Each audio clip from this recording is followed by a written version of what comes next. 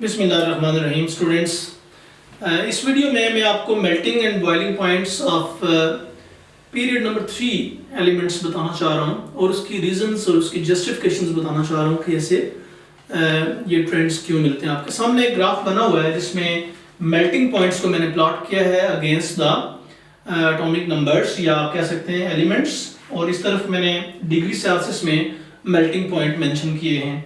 अब आप इसमें बड़े वाज़ह तौर पे देख सकते हैं कि पहले जो चार एलिमेंट्स हैं उसमें एक रेगुलर इंक्रीज आ रही है मेल्टिंग पॉइंट में, यानी सोडियम सबसे कम, मैग्नीशियम उससे ज़्यादा, एल्यूमिनियम उससे भी ज़्यादा और सिलिकॉन सबसे ज़्यादा जो है इसका मेल्टिंग पॉइंट है। सिमिलरली फास्फोरस जो है उसका मेल्टिंग पॉइंट बहुत कम है, फिर सल्फर का थोड़ा सा ज़्यादा हो जाता है, क्लोरीन बहुत कम है और आर्गोन सबसे कम है। तो ये मेल्टिंग पॉइंट्स के जो मैंने चार्ट बनाया आपके सामने, इसके रीजंस जो हैं ये हम देखते हैं क्या है। तो reasons lie in the structures and the nature of the bonding that is involved, कि जो बॉन्ड्स मेल्ट करते हुए ब्रेक होते हैं या वीक होते हैं। आमतौर पे जो सॉलिड स्टेट में चीज़ें होती हैं उनमें उन सब्सटेंसेस को जब आप मेल्ट करते हैं तो उनके दरमियान पाए जाने वाले बॉन्ड्स कंप्लीटली ब्रेक नहीं होते, क्योंकि अगर वो कंप्लीटली ब्रेक हो जाए तो फिर वो गैसियस स्टेट में चला जाता है।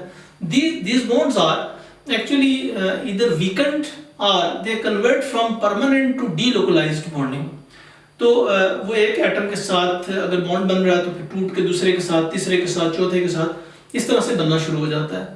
तो ये मैं आपको बताऊं कि पहले तीन एलिमेंट्स जो हैं इनमें हमने पढ़ा हुआ है कि इनमें मेटालिक बॉन्ड है और metallic bond depends upon the number of electrons. अब आप देखते हैं कि सोडियम में 1 इलेक्ट्रॉन, मैग्नीशियम में 2 इलेक्ट्रॉन और एल्यूमिनियम में 3 इलेक्ट्रॉन्स जो हैं they are available for the bonding. तो आप देख सकते हैं कि एल्यूमिनियम में जब 3 इलेक्ट्रॉन हैं तो एल्यूमिनियम का मेल्टिंग पॉइंट सबसे ज्यादा है। सिलिकॉन में 4 बॉन्ड्स हैं, लेकिन सिलिकॉन की जो रीजन है दैट इज डिफरेंट। सिलिकॉन में पाया जाता है कोवेलेंट बॉन्ड, इन 3 एलिमेंट्स में पाई जाती है मेटालिक बॉन्ड। तो मेटालिक बॉन्ड की जो स्ट्रेंथ होती है that is directly proportional to the number of valence electrons। तो ये आप देख सकते हैं कि इन तीनों में एक ट्रेंड जो पाया जाता है that is due to the strength of the metallic bond, जो कि इंक्रीज हो रही है from 1 electron, 2 electron and 3 electrons present in the valence shell। Silicon का जो है, सिलिकॉन के जो स्ट्रक्चर है, सिलिकॉन का जो एलिमेंटल स्ट्रक्चर है वो जेंट कोवेलेंट नेटवर्क है, यानी सिलिकॉन में कोवेलेंट नेटवर्क पाया जाता है और इस कोवेलेंट नेटवर्क की वजह से सिलिकॉन का जो मेल्टिंग पॉइंट है वो बहुत ज्यादा है। इसके बाद हम देखते हैं फास्फोरस।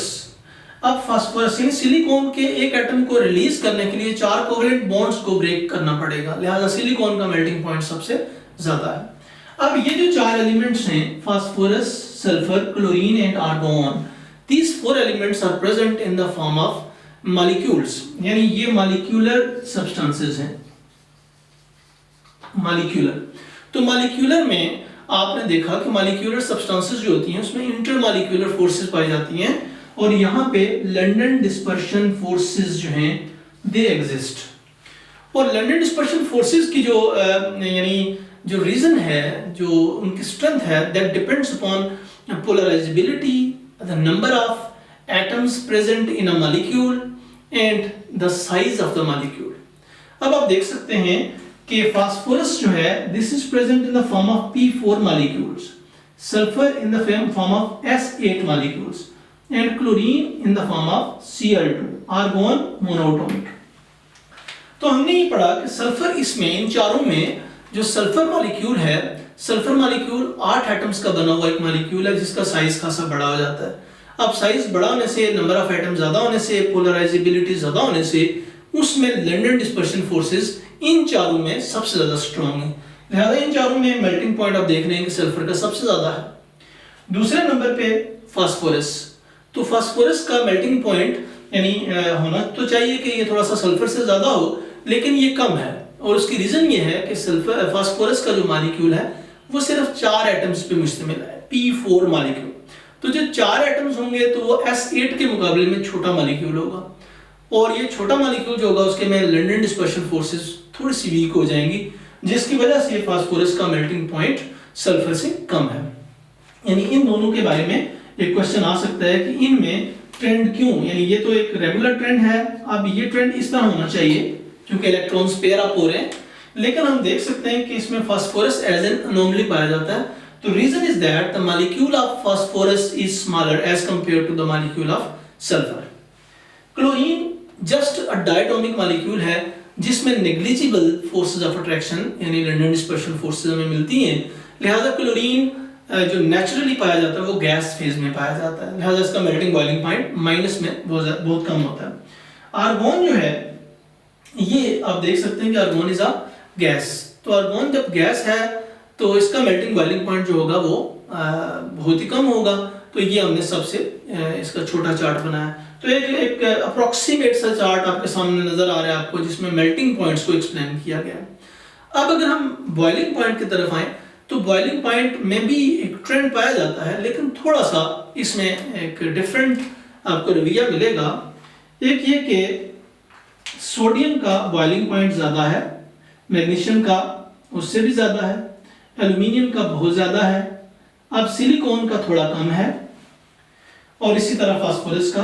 अब यहाँ पे सिलिकॉन का बॉइलिंग पॉइंट जो है वो एल्यूमिनियम की निस्बत कम है। उसकी वजह ये होती है कि when the things are in the liquid form उनमें बॉन्डिंग की नेचर बदल जाती है। अब इसकी एक्सप्लेनेशन यानी सेकंड ईयर के सिलेबस में ऐसा उस तरह नहीं है, लेकिन आपको ये पता होना चाहिए कि इनके ट्रेंड्स क्या हैं। अब जनरल ट्रेंड ये होना चाहिए कि पीरियड के मिड तक इंक्रीज होनी चाहिए as the number of valence electrons increase और अनपेयर्ड इलेक्ट्रॉन इंक्रीज ग्रेजुअली।